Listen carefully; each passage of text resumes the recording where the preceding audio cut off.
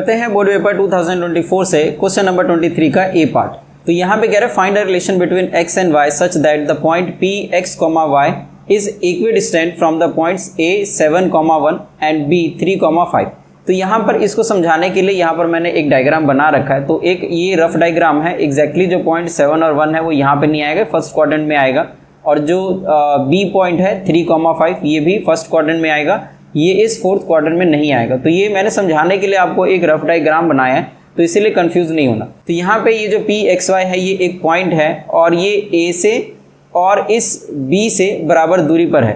तो हमें ये पता करना है कि इस दोनों के बीच में, मतलब इस तीनों के बीच में, इस तीनों पॉइंट के बीच में पी ए और बी, इस तीनों के बीच में किस तरीके का रिलेशन बन सकता है। मतलब एक्स और वाई के बीच जो रिलेशन बनेगा वो अपने आप पी ए और पी बी के बीच का रिलेशन बन जाएगा। और यही हमको पता करना है इस क्वेश्चन के अंदर।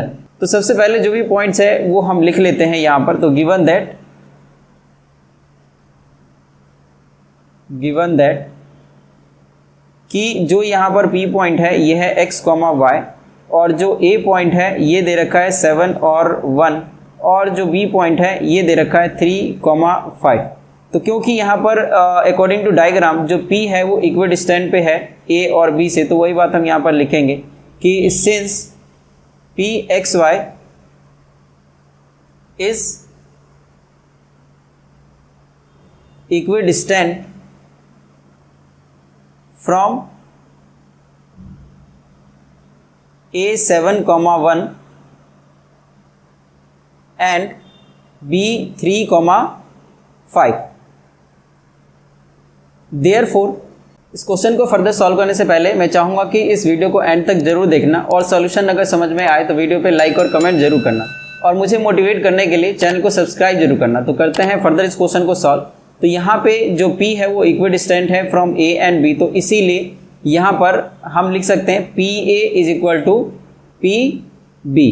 तो यहाँ पर अगर हम PA के ऊपर अगर फॉर्मूला लगाएं, जैसे कि यहाँ पर जो हमारे पॉइंट्स है PA और PB, तो PA के ऊपर अगर हम फॉर्मूला लगाए डिस्टेंस फार्मूला, तो देयरफॉर बाय डिस्टेंस फार्मूला हम ये लिख सकते हैं बाय डिस्टेंस फार्मूला जो ये PA है इसके लिए हम लिख सकते हैं x2 माइनस x1 इसका whole square plus y2 minus y1 और इसका भी whole square is equal to जो दूसरा है यहाँ पर PB। तो इसके लिए भी हम अगर इसी तरीके से लिखें x2 माइनस x1 और इसका होल स्क्वायर, ये हम PB के लिए लिख रहे हैं, प्लस y2 माइनस y1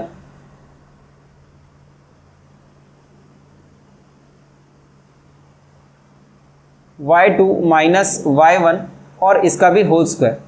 तो यहाँ पे हम दोनों तरफ ही रूट लगा सकते हैं, बट यहाँ पर जो रूट से रूट जो है वो कैंसिल हो जाएगा, इसीलिए हम यहाँ पर जो रूट है वो नहीं लगाएंगे। तो सीधे सीधे जो पॉइंट है अगर हम वो लिखें तो यहाँ पर इसके लिए अगर हम लिखें तो यहाँ पर है सबसे पहले पॉइंट जो है इसको हम x1 y1 मान लेते हैं और इस p को x2 और y2 मान लेते हैं। तो अगर इस PA की तरफ से अगर हम लिखेंगे तो जो हमारा फॉर्मूला है इसके अंदर पुट करने पर हमें कैसा दिखेगा, ये आ जाएगा x मतलब x2, ये x2 है, फिर है x1 मतलब -7 और इसका होल स्क्वायर, फिर प्लस y2 माइनस y1। तो यहाँ पर ये जो y है ये y2 है, तो y2 माइनस 1 और इसका भी स्क्वायर। इसी तरीके से यहाँ पे है इक्वल का साइन और उसके बाद जैसा हमने इधर लिखा था वैसा ही अब हम PB के लिए लिखेंगे। इसके लिए तो जो PB है इसके लिए भी ये हो जाएगा x2 y2, ये हो जाएगा x1 y1। तो इसीलिए यहाँ पर इसको हम लिखेंगे x माइनस 3 और इसका स्क्वायर प्लस y माइनस 5 और इसका भी स्क्वायर। अब यहाँ पे इस सभी का जो होल स्क्वायर है ये हम खोल देंगे, तो ये आ जाएगा a square plus b square minus 2ab मतलब 14x।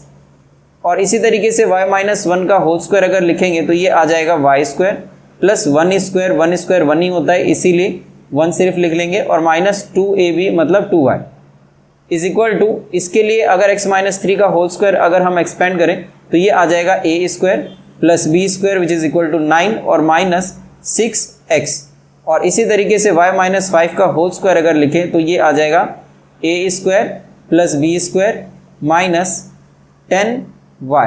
तो यहाँ पर हम देख रहे हैं x स्क्वायर वाई स्क्वायर दोनों तरफ प्लस में है, तो इसीलिए इसको हम पहले कट कर देंगे और जो बच गया है सबसे पहले x और y के टर्म को लिखेंगे।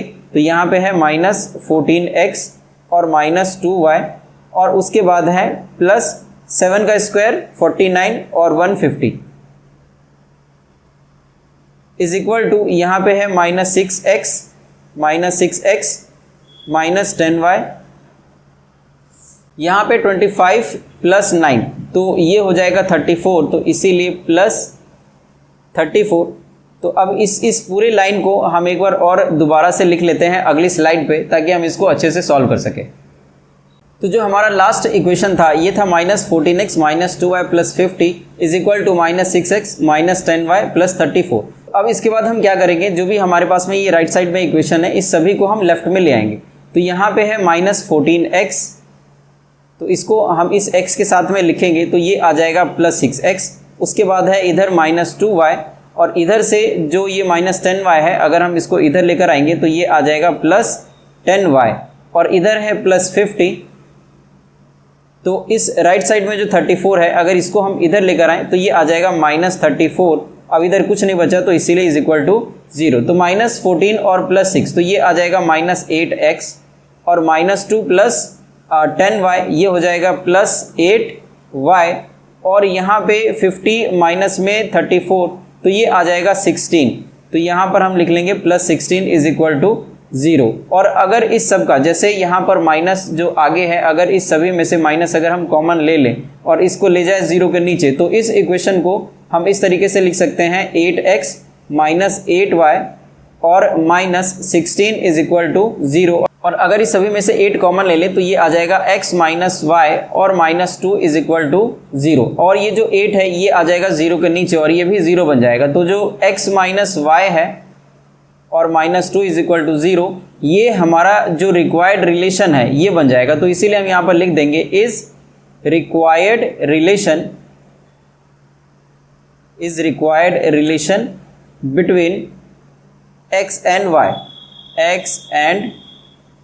y और इसको हम एक बॉक्स में बंद कर देते हैं ताकि ये अच्छे से हाईलाइट हो सके, जो भी एग्जामिनर होगा उसको अच्छे से सीधे सीधे यही दिखेगा। तो ये हमारा आंसर हो गया। तो इस तरीके से जो ये क्वेश्चन है इसको हम सॉल्व कर लेंगे। तो ये हमारा फर्स्ट स्लाइड है जिसका आप एसेस कर सकते हो और ये हमारा सेकेंड स्लाइड है जिसका आप स्क्रीनशॉट ले सकते हो। तो इस तरीके से ये पूरा कंप्लीट क्वेश्चन हो गया।